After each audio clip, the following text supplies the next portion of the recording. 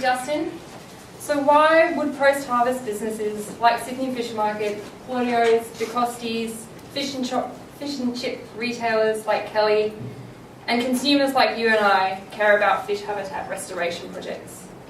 Let me talk you through the perspectives I've received from conversations with my side of the seafood community.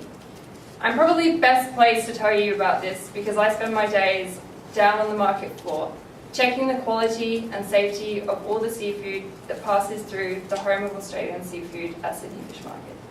I get to see an amazing array of seafood on a daily basis.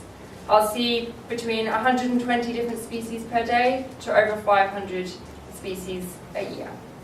Supply comes from all corners of Australia, and consumers come from across the world. I'm at the forefront of the supply-demand interface, dealing with producers and consumers on a daily basis. I therefore know firsthand that sometimes supply doesn't always match with our demand.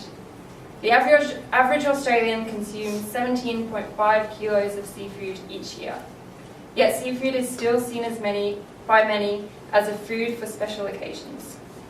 Therefore, demand traditionally peaks around Christmas, Easter, Chinese New Year, Valentine's Day and Mother's Day. As John identified earlier, fish habitat restoration can grow our fish resources.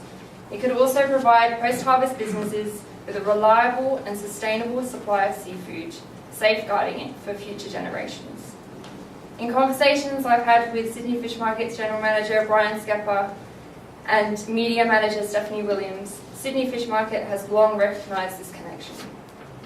They have provided core funding for the inception and continued work of the only marine natural resource management body in Australia, Ocean Watch. For every crate that goes through the Sydney Fish Market, 5 cents from the fishers, the merchants and suppliers goes to Ocean Watch.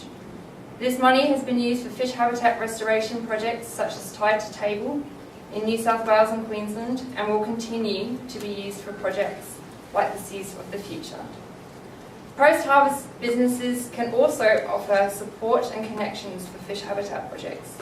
These can be crucial in aiding open dialogue between sectors and subsequent collaborations. One main barrier that's become clear for post-harvest businesses and consumers being involved in fish habitat projects is having unclear roles.